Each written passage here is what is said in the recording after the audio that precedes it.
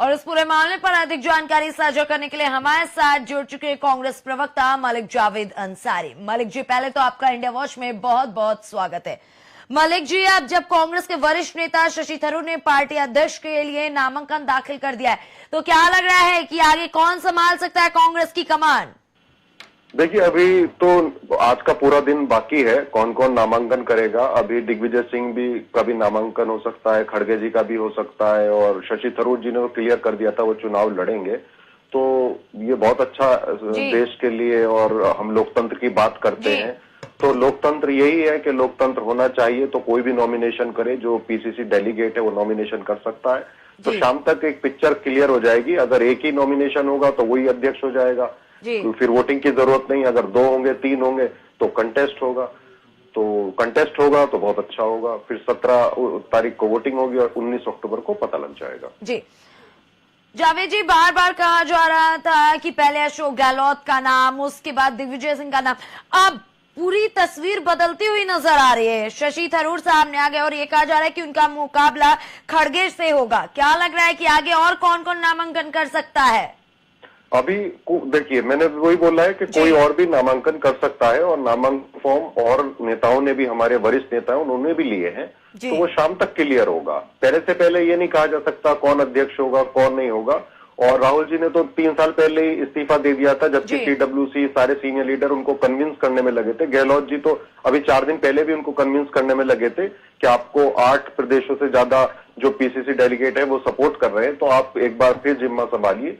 लेकिन उन्होंने कहा था कि नहीं, अब हम नहीं संभालेंगे, अब आप संभालिए। जो भी लीडर्स है, हमने चुनाव प्रक्रिया का पूरा प्रोसेस इस्टेब्लिश किया है, तो उसको फॉलो कीजिए। तो वही अब प्रक्रिया चल रही है। लेकिन हाँ, मैं देख रहा हूँ सुबह से कुछ मीडिया चैनल है कुछ इस तरीके से दिखा रहे हैं स्नेहा जी, जैसे वो कह रहे हैं कभी कि गहलोत जी को सोनिया जी ने या गांधी परिवार ने उतारा था, अब खड़गे जी को उतारा है, पहले वो दिग्विजय सिंह को कह रहे थे।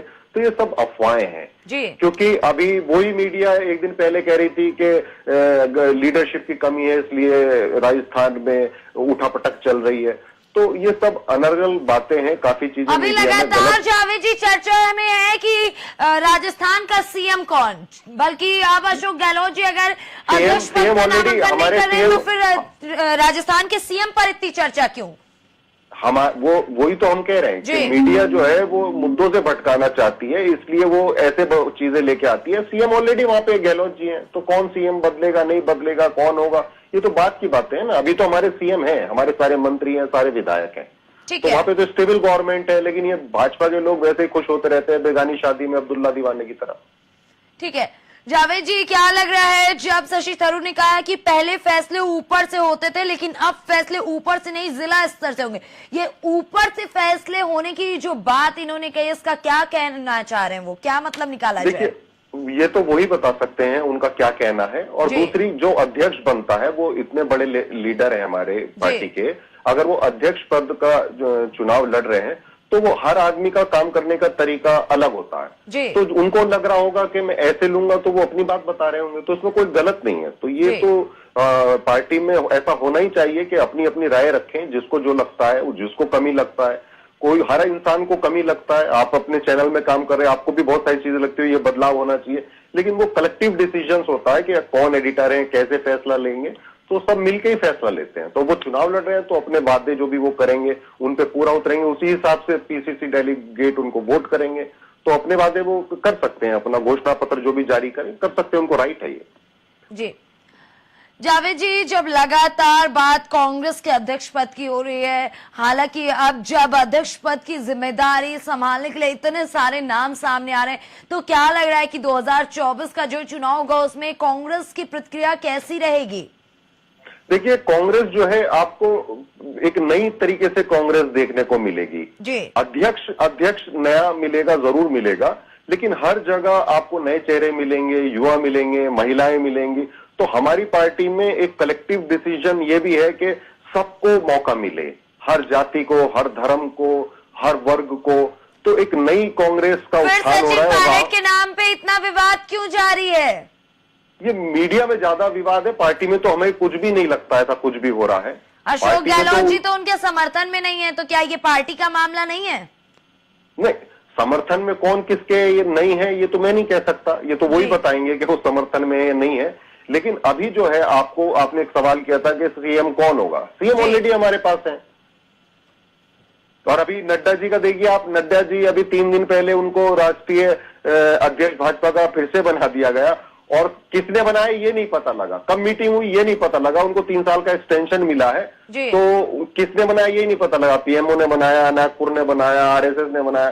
तो हमारा तो सब क्लियर है, पूरी चर्चा, और एक नाम पे आप लोग चर्चा कर रहे हैं, गहराई से चर्चा कर रहे हैं, नामांकन भी देख रहे हैं, कौन फॉर्म ले रहा है ये भी देख रहे हैं, कौन भर रहा है ये भी देख रहे हैं, वोटिंग भी होगी, सब दिखेगा आपको एक ट्रांसपेरेंट तरीके से। साफ हो जाएगी जावेद जी? शाम तक देखिए, अगर आज लास्ट डे है नॉमिनेशन का, तो जब अगर मान लीजिए 3 फॉर्म आएंगे, 4 आएंगे, 5 आएंगे, 2 आएंगे, तो इलेक्शन होगा। अगर मान लीजिए शशि थरूर जी का ही आया तो फिर वो निर्विरोध चुन लिए जाएंगे, इलेक्शन नहीं होगा, सिंपल है।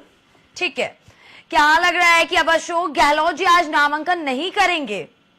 नहीं, वो ऑलरेडी एआईसीसी में है, और वो एआईसीसी में है, और जो मैंने सुबह मीडिया में देखा था, दिग्विजय सिंह जी कल उन्होंने बोला था वो फॉर्म भरेंगे, और लेकिन उन्होंने कहा मुझे मीडिया में पता लगा कि खड़गे जी भर रहे हैं, तो वो इतने वरिष्ठ हैं खड़गे जी, उनके सपोर्ट में मैं आ गया हूं, तो इसलिए मैं अपना नामांकन नहीं भरूंगा। बल्कि उन्होंने तो वो कहा था कि मैं प्रस्तावक बनने को तैयार हूं खड़गे जी का, वो इतने सीनियर लीडर है।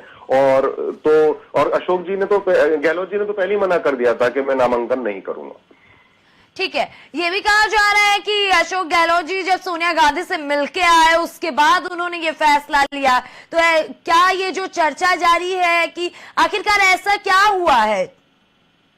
नहीं, ये देखिए, अब अंदर क्या मीटिंग हुई मैं उसमें तो नहीं जा सकता ना, मुझे नहीं पता क्या बात हुई क्या नहीं हुई, लेकिन उन्होंने खुद मीडिया को जो संबोधित किया उसमें उन्होंने क्लियर किया कि अब मैं जो राजस्थान में हुआ है मैं उस पर कंसंट्रेट कर रहा हूं कि ऐसा क्यों हुआ, हमारे विधायकों ने ऐसा क्यों किया, तो अभी मैं चुनाव नहीं लड़ना चाहता, तो ये मैंने सोनिया जी से आग्रह किया, तो उन्होंने खुद बोला है।